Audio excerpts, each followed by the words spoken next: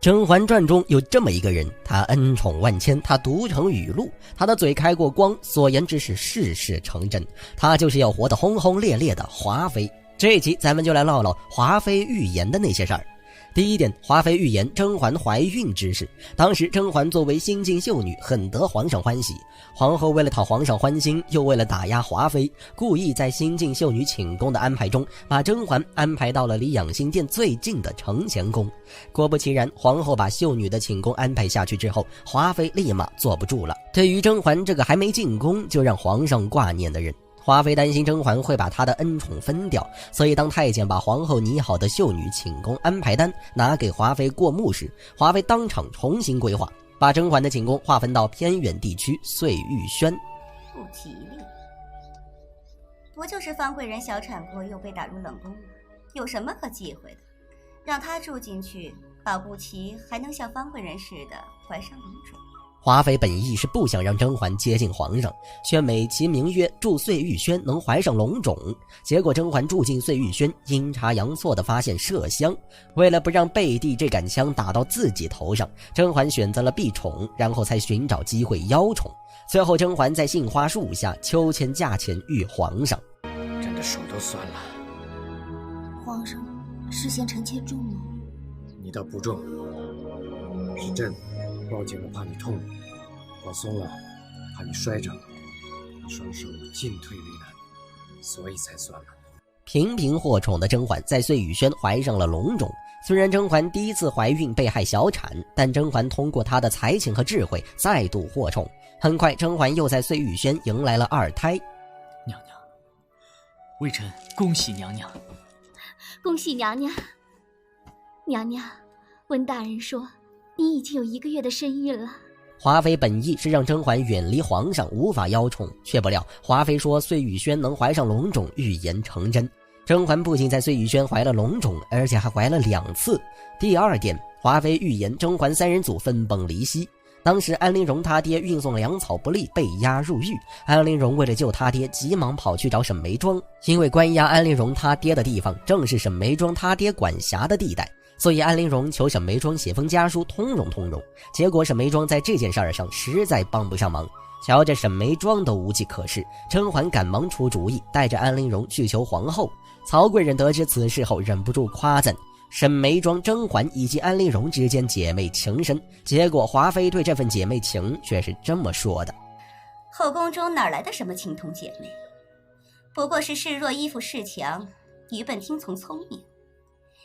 今日是姐妹，明日是仇敌，面前是笑脸，背后就是刀子。可见华妃看透了深宫中的虚情假意，加上皇后在甄嬛3人组插了一脚，安陵容误以为是皇后在全心全力救她爹，反倒自己的姐妹沈眉庄只是顺了个人情。因此安陵容叛变，加入了皇后的打胎小分队。我算是知道了，谁的话都没有皇后娘娘的话管用。那是自然，除了太后，皇后娘娘可是宫里最大的女人了。第3点，华妃预言安陵容的下场。甄嬛把安陵容推上后宫好声音的舞台后，皇上便对安陵容有了兴趣。在安陵容唱歌期间，皇上把她当成玩物，唱得好了就赏个苹果，给句夸奖。后来安陵容与甄嬛有了隔阂，皇后及时简陋，给安陵容上起了私教课，目的就是给安陵容打造一副纯元嗓，推上后宫好声音的冠军，以便邀宠分宠。而安陵容也不负皇后期望，靠着纯元同款嗓音再一次获得皇上恩宠。好一个有花堪折直须折，朕便折你在手，不会再让你枝头空寂寞。对于安陵容一次次用嗓子获宠，有人羡慕，有人嫉妒，而恩宠万千的华妃却是这么说的：像安陵容这种没有家世的女子，唱破了喉咙也只是个歌妓的料子。皇上宠她一时是她的福气，还指望这福气能一辈子吗？可见华妃对皇上的性子摸得很透，皇上对安陵容确实也没什么情分，只有想听歌了才召安陵容。就连甄嬛建议给安陵容的封号为梨，皇上也乐呵地吩咐下人去办了。难道皇上看不出来梨字带有侮辱性吗？很明显，饱读诗书的皇上十分清楚，但为了哄甄嬛开心，他便觉得无所谓。正如华妃所说，皇上对安陵容没有情分。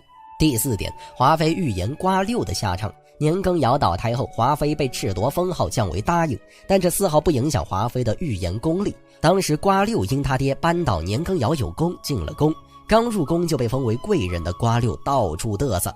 瓜六在他瞎显摆这个过程中遇到了华妃，这时的华妃已经被降为了年答应。按理来说，遇到比自己位分高的人该行礼，但华妃一生高傲，哪里肯向他人低头？因此瓜六对华妃不愿行礼的举动感到不满，甚至还出言嘲讽华妃，高楼塌得破败不堪。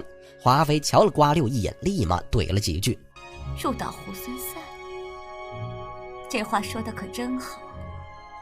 你倚仗家里的功劳进宫，和我当初有什么两样？你以为做了美梦，只怕会落得跟我一样的下场。瓜六以为华妃是在诅咒他，却不知道华妃已经看透了皇家无情。今天瓜六可以看家世活得风华，明天瓜六也因家世跌到泥潭，这和华妃成也家世败也家世没有区别。后来真如华妃所说，瓜六一族倒台，瓜六也受到了牵连。哪怕平时皇后到处提点瓜六，到了真出事儿那天，皇后看都不看一眼。皇后娘娘，这谢瓜尔佳氏求见皇后娘娘，皇后娘娘。站住！瓜六冒着大雨跑到养心殿求皇上求情，皇上也全然不顾往日的情分，因为对皇上来说，帝王之家真心最不要紧。因此当瓜六一族对皇上来说没有用处了，皇上也就不记得瓜六的心慌不慌，直接把瓜六的人头送给了苏培盛。我贱人，我就是做鬼也不会饶恕你的，我要变成厉鬼。以上便是华妃预言之事，可见华妃确实有点开光棒在身上的。不管是甄嬛还是安陵容以及瓜六，只要是华妃预言过的都已成真。可惜华妃预言对了别人，却预言不了自己，最终也落了个凄凉的下场。